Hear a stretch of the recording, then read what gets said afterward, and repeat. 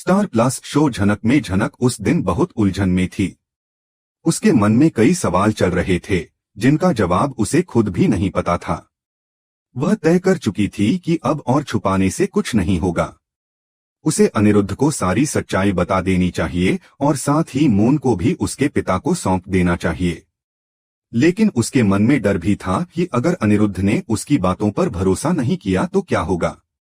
ऐसे में उसने एक प्लान बनाया था कि वह उसके सामने मोबाइल की रिकॉर्डिंग भी पेश कर देगी जिससे सब कुछ साफ हो जाएगा। झनक अब धीरे धीरे तैयार हो रही थी, अनिरुद्ध के लिए खाना बना रही थी और सोच रही थी कि अब वक्त आ गया है सब कुछ साफ करने का। वह जब खाना लेकर गेस्ट हाउस के लिए निकली तो उसके रास्ते में गंगा आ गई। गंगा की आंखों में शक साफ झलक रहा था। उसने झनक से सवाल किया, कौन है वह शहर का आदमी? क्या रिश्ता है तुम्हारा उससे? झनक थोड़ी सकपकाई पर फिर आत्मविश्वास से बोली, वह मेरे बहन का पति है। गंगा ने तंज कसते हुए कहा, तुम्हारा और पराशर का रिश्ता भी तो बड़ा अजीब है, मुझे तो कुछ समझ नहीं आता। झनक ने बिना हिचकिचाए जवाब दिया, अगर आप कुछ जानना चाहती हैं तो पराशर जी से खुद पूछिए, मुझे देर हो रही है, मुझे जाना है। गेस्ट हाउस की ओर बढ़ते हुए झनक के मन में कई भावनाएं उमड़ रही थीं। वह सोच रही थी कि आज अनिरुद्ध को सब सच बताकर अपने मन का बोझ हल्का कर देगी। अगर अनिरुद्ध को यकीन नहीं हुआ तो भी वह मून को अपने पास रख सकेगी, क्योंकि उसने कम से कम अपनी तरफ से कोशिश तो की होगी। उस सच को छुपाकर रखने से ज्यादा दर्द उसे यह खा रहा था कि मून अपने पिता से दूर रह रही है।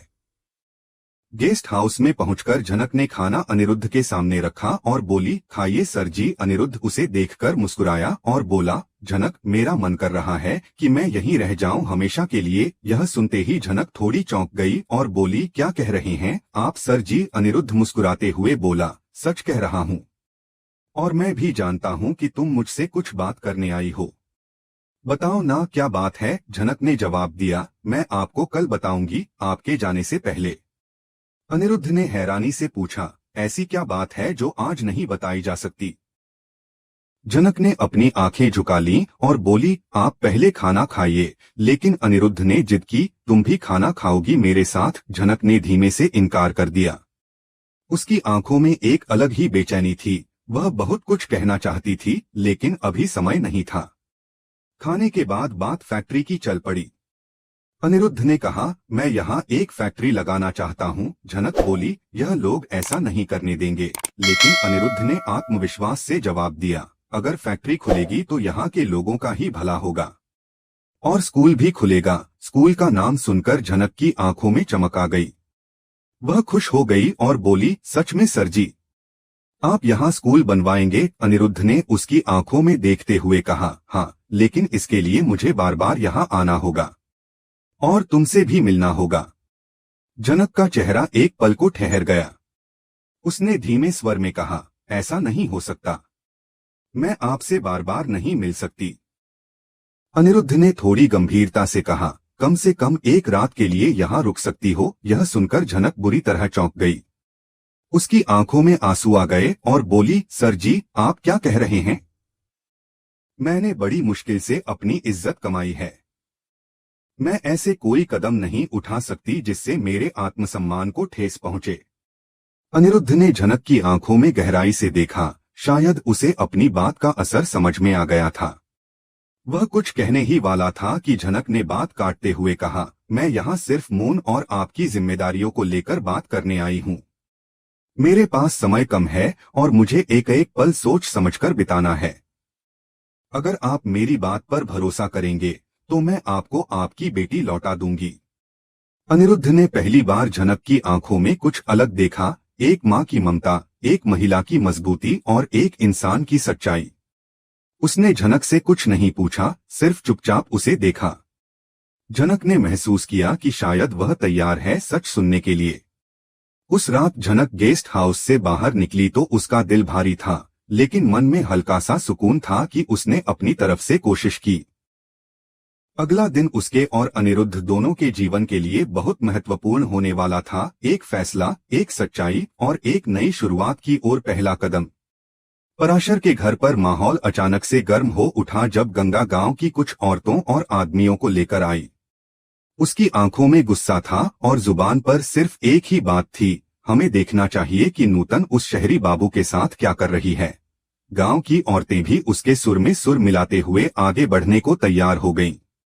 पराशर ने बीच में हस्तक्षेप करते हुए कहा, तुम लोग क्यों जाओगे? मैं जाकर देखता हूँ। मून के साथ भी किसी का होना जरूरी है, लेकिन गंगा ने साफ मना कर दिया, नहीं, हम लोग ही चलेंगे। अब बहुत हो गया। उधर गेस्ट हाउस में अनिरुद्ध का धैर्य खत्म हो रहा था। वह झनक से अपनी भावनाएं और ज्यादा छिपा नहीं पा रहा था। उसने अचानक झनक का हाथ पकड़ लिया और बोला, झनक, मैं तुम्हें छोड़कर नहीं जा सकता। या तो तुम मेरे साथ चलो या मैं यहीं रहूंगा। झनक एक पल को सन्न रह गई, फिर घबराते हुए बोली, सर जी, आप क्या कर रहे हैं? गांव वाले कहीं यहाँ आ गए तो मेरी हालत खराब हो जाएगी। मुझे छोड़ दीजिए, मुझे जाने दीजिए। उसकी आवाज में घबराहट थी, मगर आंखों में एक अजीब सा भरोसा भी था। उसी वक्त पराशर भी गेस्ट हाउस की तरफ निकल चुका था। उसके साथ गांव का ही एक आदमी था। गेस्ट हाउस में पहुंचते ही पराशर ने उस व्यक्ति से पूछा, नूतन कहाँ है? आदमी ने जवाब दिया, दोनों कमरे में बात कर रहे हैं। यह सुनते ही पराशर का पारा चढ़ गया। उसने बिना किसी और सवाल के सीधा उस कमरे की ओर रुख किया जहां झनक और अनिरुद्ध मौजूद थे। कमरे के दरवाजे पर पहुंचकर पराशर ने देखा कि झनक और अनिरुद्ध किसी गंभीर बातचीत में लगे हुए थे।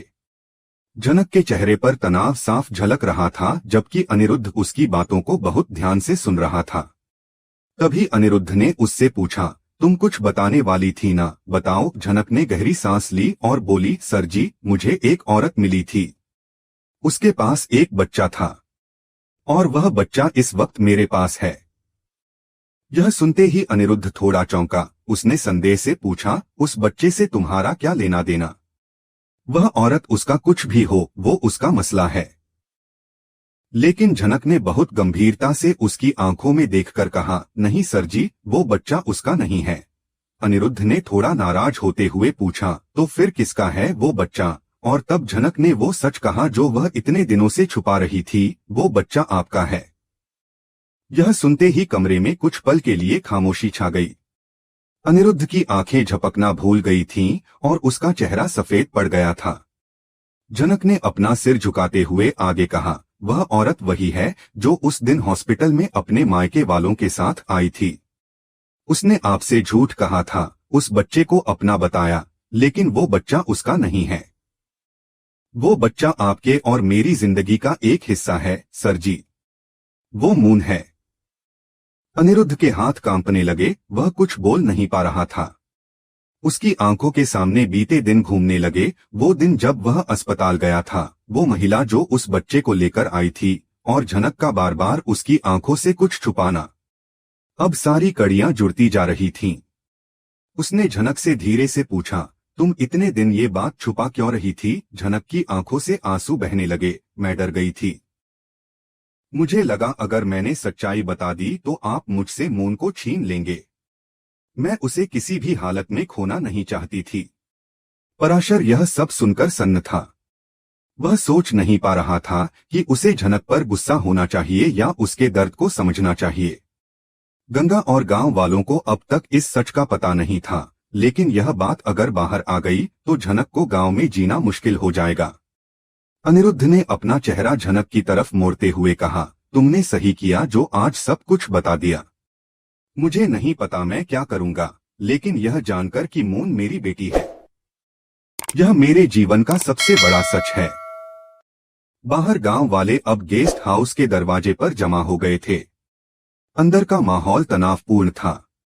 अनिरुद्ध अपनी बेटी को अपने पास लाने के ख्याल में खोया हुआ था, जबकि झनक यह सोच रही थी कि अब आगे उसका क्या होगा। वह अनिरुद्ध से माफी मांगना चाहती थी, लेकिन शब्द उसकी जुबान तक नहीं पहुंच पा रहे थे।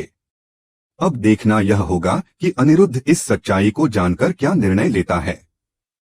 क्या वह मून को अपने साथ शहर ले जाएगा या झनक के साथ यहाँ कुछ समय और बिताएगा? क्या गांव वाले यह बात जानकर झनक के खिलाफ होंगे या उसकी मजबूरी को समझ पाएंगे? यह सब जानने के लिए आपको कहानी के अगले भाग का इंतजार करना होगा।